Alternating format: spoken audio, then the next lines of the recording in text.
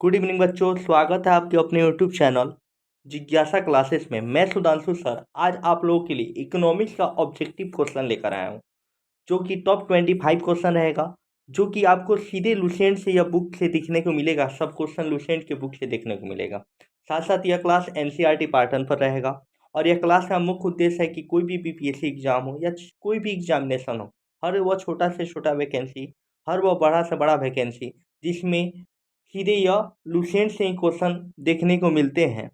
अगर आपका कंप्लीट हो जा रहा है तो आपको कहीं कोई भी जीके जीएस में दिक्कत नहीं होगा। यहाँ तक हम बोलते हैं कि अगर कोई भी एग्जाम में जीके जीएस अगर पूछता है तो यह वीडियो आप लोग के लिए अति महत्वपूर्ण रहेगा। चलिए बिना देरी का क्लास स्टार्ट किया जाए।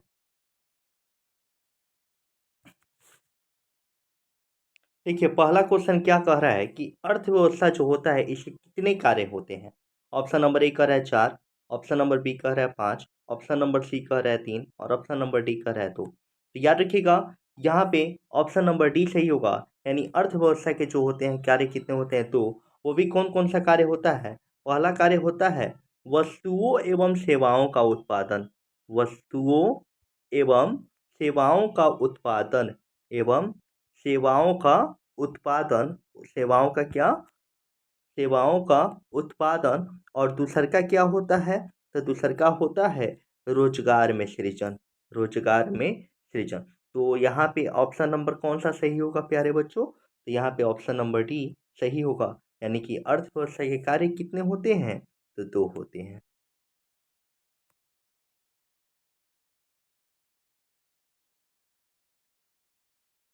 देखिए, क्वेश्चन नंबर 2 कह रहा है क्या कि निम्न में से कौन से देश में मिश्रित अर्थव्यवस्था है। ऑप्शन नंबर ए कह रहा है रूस, ऑप्शन नंबर बी कह रहा है भारत, ऑप्शन नंबर सी कह रहा है अमेरिका और ऑप्शन नंबर डी कह रहा है इनमें से कोई नहीं। तो प्यारे बच्चों, यहाँ पे क्या होगा कि मिश्रित अर्थव्यवस्था का जब जिक्र करेगा ना, तो यहाँ पे ऑप्शन नंबर बी सही होगा। यानी कि भारत में जो है वह मिश्रित अर्थव्यवस्था है। अब सबसे पहले हम लोग क्या देखेंगे, हम लोग देखेंगे क्या कि यह जो होता है ना, मिश्रित अर्थव्यवस्था क्या होता है। तो मिश्रित अर्थव्यवस्था में जो होता है ना, उत्पादन के साधन पर निजी व्यक्ति का भी अधिकार होता है और सरकार का भी अधिकार होता है। यानी कि उत्पादन के साधन पर निजी व्यक्ति और सरकार दोनों का अधिकार होता है। तो उसी को हम क्या कहते हैं, तो मिश्रित अर्थव्यवस्था कहते हैं। और इस अर्थव्यवस्था का मुख्य उद्देश्य होता है, याद रखिएगा, निजी लाभ एवं सामाजिक कल्याण। इस अर्थव्यवस्था का मुख्य उद्देश्य क्या होता है, तो निजी लाभ एवं सामाजिक कल्याण एवं सामाजिक कल्याण। तो आपसे पूछ सकता है किस अर्थव्यवस्था का मुख्य उद्देश्य निजी लाभ एवं सामाजिक कल्याण होता है, आप लोग बताइएगा। मिश्रित अर्थव्यवस्था। और यहाँ पे क्वेश्चन एक और पूछ सकता है कि अर्थव्यवस्था जो होता है वह कितने प्रकार का होता है। अर्थव्यवस्था कितने प्रकार के होते हैं, अर्थव्यवस्था का प्रकार कितना होता है। तो आप लोग याद रखिएगा कि अर्थव्यवस्था जो होता है ना, वह 3 प्रकार का होता है।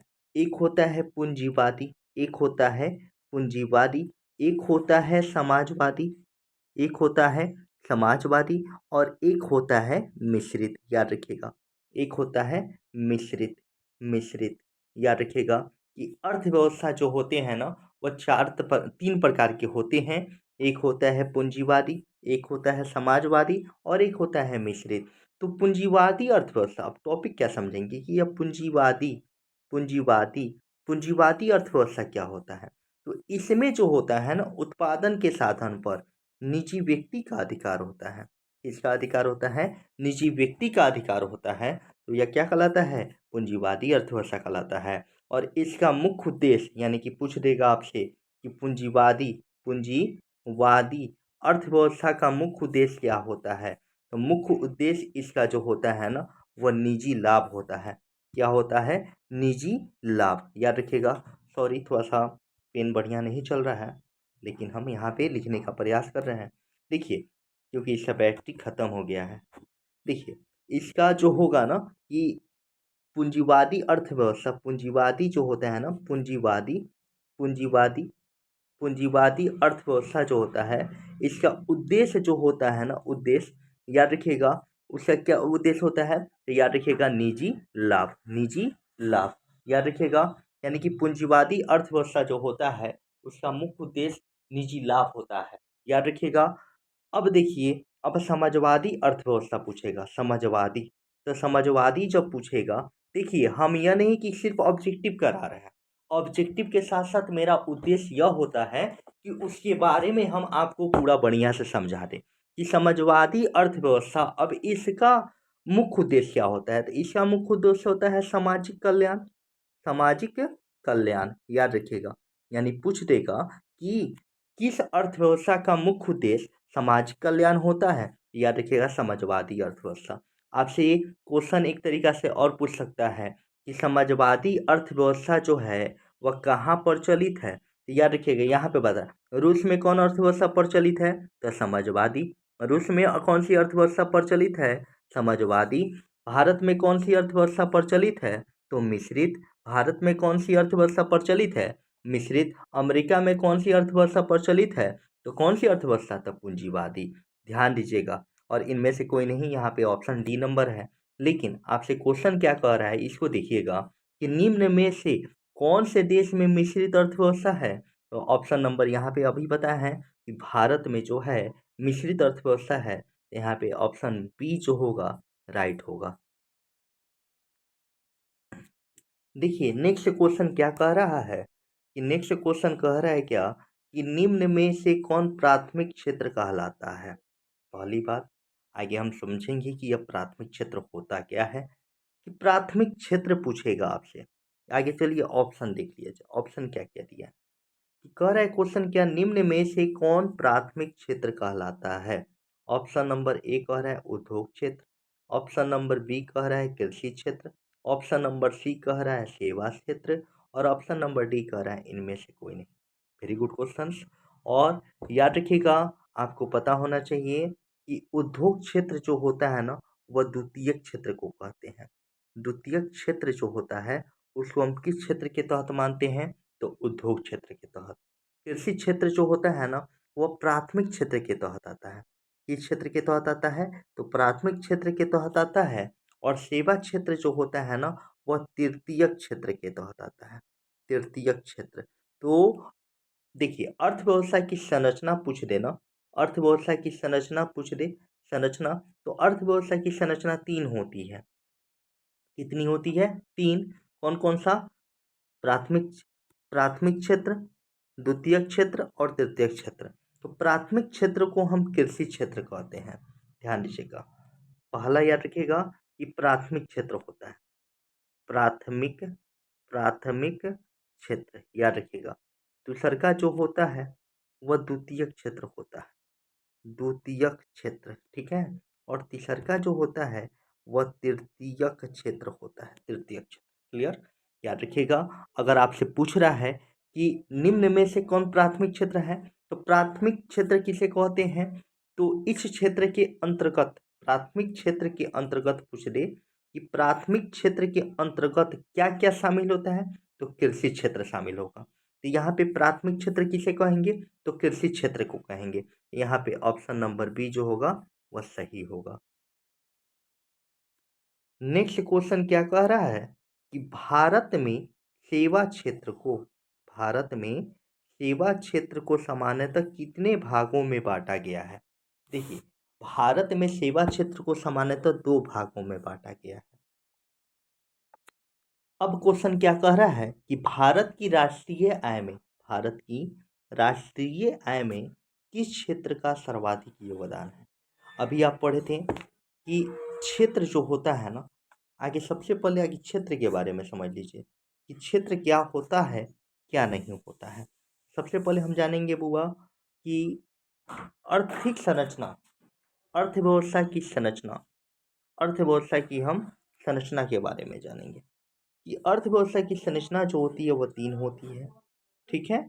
एक होता है प्राथमिक, एक होता है प्राथमिक, प्राथमिक, और एक होता है द्वितीयक, द्वितीयक, और एक होता है तृतीयक, द्वितीयक, और एक होता है तृतीयक। तो प्राथमिक क्षेत्र को कृषि क्षेत्र कहा जाता है। प्राथमिक क्षेत्र जो होता है उसको कृषि क्षेत्र कहा जाता है। तृतीयक क्षेत्र जो होता है उसको उद्योग क्षेत्र कहा जाता है और तृतीयक क्षेत्र जो होता है उसको सेवा क्षेत्र कहा जाता है। और जब हमारा देश आज़ाद नहीं हुआ था, हमारा देश जब आज़ाद हो गया था, उस समय जो था ना, राष्ट्रीय आय में योगदान प्राथमिक क्षेत्र का था। ठीक है ना? प्राथमिक क्षेत्र का था। वर्तमान समय में, वर्तमान स्थिति में याद रखिएगा कि राष्ट्रीय आय में सर्वाधिक योगदान तृतीय क्षेत्र का है। तो option number C is right. यहाँ पे ऑप्शन नंबर सी करेक्ट होगा, क्योंकि यहाँ पे आंसर होगा ऑप्शन नंबर सी। अब बच्चा लोग को बहुत ज़्यादा दिक्कत होता है, भैया यह राष्ट्रीय आय क्या होता है सर, यह राष्ट्रीय आय क्या होता है। राष्ट्रीय आय होता क्या है इसके बारे में हम लोग अब जानेंगे कि भाई ये राष्ट्रीय आय क्या कहलाता है। देखिए राष्ट्रीय आय, ठीक है ना, कि एक वित्तीय वर्ष में, यानी कि जो वर्ष बीत जाता है, एक वित्तीय वर्ष में देश में अर्जित आय की कुल मात्रा को, देश में अर्जित आय की कुल मात्रा को, अर्जित आय की कुल मात्रा को, आय की कुल मात्रा को क्या कहते हैं जी, राष्ट्रीय आय कहते हैं। यानी एक वित्तीय वर्ष में देश में अर्जित आय की कुल मात्रा को हम क्या कहते हैं, राष्ट्रीय आय कहते हैं। और वर्तमान स्थिति में सेवा क्षेत्र का मुख्य योगदान है राष्ट्रीय आय में वृद्धि होने के लिए। किस क्षेत्र का, तो सेवा क्षेत्र का। और सेवा क्षेत्र किस क्षेत्र के तो अंतर्गत आता है, तो सेवा क्षेत्र जो आता है वह तृतीय क्षेत्र के अंतर्गत आता है। Option number C is right. Option number C यहाँ पे सही होगा। देखिए नेक्स्ट क्वेश्चन क्या कह रहा है। नेक्स्ट क्वेश्चन पढ़ने से पहले हम लोग देखेंगे क्या क्या क्वेश्चन कह रहा है। क्वेश्चन कह रहा है क्या कि अर्थव्यवस्था आजीविका अर्जन की एक प्रणाली है। अर्थव्यवस्था आजीविका अर्जन की एक प्रणाली है, यह किसने कहा था। ऑप्शन नंबर ए कह रहा है ब्राउन क्रेन्स ने, ठीक है। ऑप्शन नंबर बी कह रहा है ट्रेस्कोट ने। ऑप्शन नंबर सी कह रहा है लिबिया। ऑप्शन नंबर डी कह रहा है इनमें से कोई नहीं। यहाँ पे यह तीनों गलत है। ऑप्शन नंबर ए सही होगा, यानी ब्राउन क्रेन्स ने क्या बोला था कि अर्थव्यवस्था आजीविका अर्जन की एक प्रणाली है। अब आपसे क्वेश्चन पूछेगा आपसे कि अर्थव्यवस्था आजीविका अर्जन की एक प्रणाली है, यह जो है इनके द्वारा बोला गया था, तो ब्राउन क्रैंस के द्वारा। तो देखिए नेक्स्ट क्वेश्चन क्या कह रहा है कि आर्थिक क्रियाओं का उद्देश्य क्या होता है। नेक्स्ट क्वेश्चन कह रहा है क्या कि आर्थिक क्रियाओं का उद्देश्य क्या होता है, ठीक है।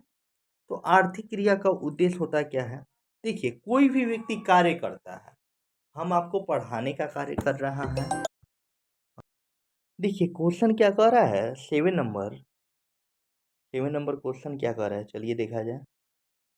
जो बोल रहा है उसका सॉल्यूशन किया जाएगा। देखिए क्वेश्चन नंबर 7, जो कि यह क्वेश्चन एग्जामिनेशन में विशेष तौर पे पूछता है, क्योंकि बहुत छोटा छोटा बच्चा भी बता सकता है। आर्थिक क्रिया, व्यक्ति के द्वारा आर्थिक क्रिया किया जाता है, क्यों, क्योंकि उससे उसको पैसा प्राप्त हो सके और वो अपना जीविका चला सके, यानी अपना घरेलू खर्चा चला सके, जीविकोपार्जन कर सके। तो सबसे पहले देखा जाए क्वेश्चन क्या कर रहा है कि आर्थिक क्रियाओं का उद्देश्य क्या होता है। ऑप्शन नंबर ए कह रहा है जीविका उपार्जन, काला बाजारी एवं बी दोनों, डी नंबर इनमें से कोई नहीं। काला बाजारी तो नहीं होगा, ए एवं बी दोनों नहीं होगा, ऑप्शन नंबर डी भी नहीं होगा। तो यहाँ पे ऑप्शन नंबर इज जो राइट होगा वह ए होगा, यानी कि जीविका उपार्जन। हम काम करते हैं काला बाजारी के लिए नहीं, हम कार्य करते हैं जिससे हमारा रोजी रोटी चल सके। रोजी रोटी का अर्थ होता है क्या, हम अपना जीविका अपने जो है ना जीविका उपार्जन कर सकें और हम अपने जो है अपनी छोटी से छोटी आवश्यकताओं की पूर्ति कर सकें, इसलिए हम कार्य करते हैं। और कार्य के बदले हमें जब पैसा मिलता है तो वह हमारा मजदूरी। अगर कोई व्यक्ति कार्य करता है, सुनिएगा बाबू लोग, कि अगर कोई व्यक्ति कार्य करता है और कार्य के बदले उसको मजदूरी मिले, तो वह उसका क्या होगा, मजदूरी मिलता है तो उसी को उसको पारिश्रमिक कहा जाता है। पारिश्रमिक, मेहनता, ठीक है। चलिए नेक्स्ट क्वेश्चन कर रहा है क्या कि किस क्षेत्र को द्वितीय क्षेत्र कहा जाता है? ऑप्शन नंबर ए तृतीय क्षेत्र, ऑप्शन नंबर बी प्राथमिक क्षेत्र, ऑप्शन नंबर सी द्वितीय क्षेत्र, ऑप्शन नंबर डी इनमें से कोई नहीं। याद रखिएगा कि जो है ना द्वितीय क्षेत्र क्वेश्चन गलती से टाइप हो गया है। तो द्वितीय क्षेत्र कहा जाता है उद्योग क्षेत्र को, याद रखिएगा। द्वितीय क्षेत्र किसको कहा जाता है? तो उद्योग क्षेत्र इसको कहा जाता है। चलिए क्वेश्चन गलत, ये जो ऑप्शन गलत मिस प्रिंटिंग हो गया है। चलिए ध्यान दीजिएगा आप। देखिए नेक्स्ट क्वेश्चन क्या कह रहा है, शिक्षक द्वारा अपने पुत्र को पढ़ाना कौन सी क्रिया है? यानी शिक्षक अगर अपने पुत्र अपने बेटा को पढ़ाता है तो उसको कौन सी क्रिया कहा जाता है? ऑप्शन नंबर ए आर्थिक क्रिया। तो आर्थिक क्रिया क्या होता है कि अगर हम काम करते हैं उसके बदले पैसा मिले तो वह आर्थिक क्रिया होता है। तो अगर बेटा पढ़ेगा तो पैसा देगा नहीं, तो यहाँ पे ऑप्शन नंबर बी सही होगा।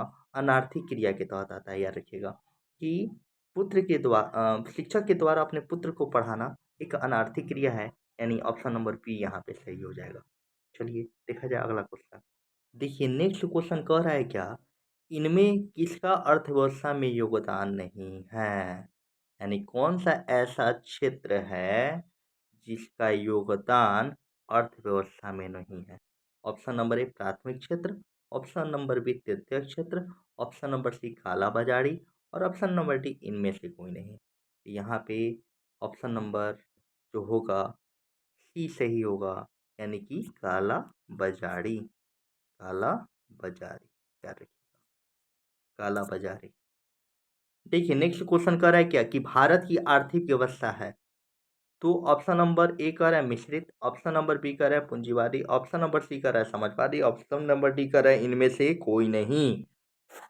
तो यहाँ पे आप लोगों को पता हो गया है कि भारत की आर्थिक व्यवस्था मिश्रित थी।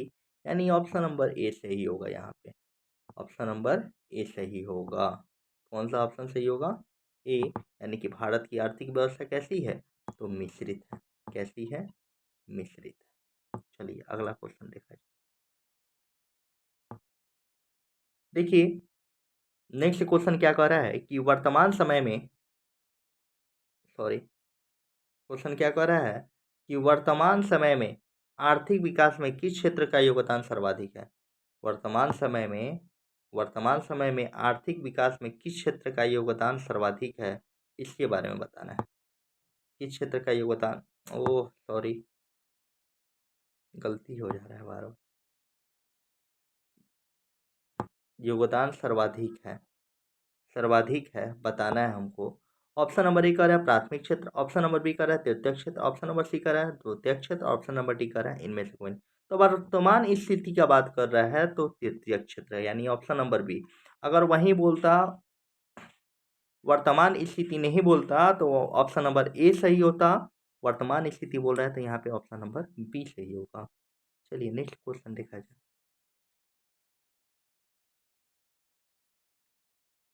अब क्वेश्चन क्या कह रहा है कि आर्थिक विकास जो है, आर्थिक विकास, इसका तीसरा क्षेत्र कौन सा है?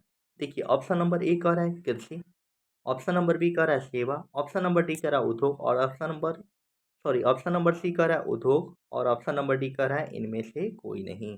याद रखिएगा बच्चों कि यहाँ पे ऑप्शन नंबर जो होगा तीसरा क्षेत्र बोल रहा है, यहाँ पे ऑप्शन नंबर बी सही होगा, सेवा क्षेत्र। सबसे पहले आपको हम थ्योरी बता दी हैं सब, कि इससे दिक्कत ना हो, क्योंकि यह क्वेश्चन इकोनॉमिक्स का जो है इसमें बार बार रिपीट क्वेश्चन होता है कि कौन तीसरा क्षेत्र है, कौन आर्थिक क्षेत्र तीसरा है, इनमें से कौन आर्थिक क्षेत्र दूसरा है। यह सब रिपीट क्वेश्चन करता है, ठीक है। तो चलिए देखा जाए।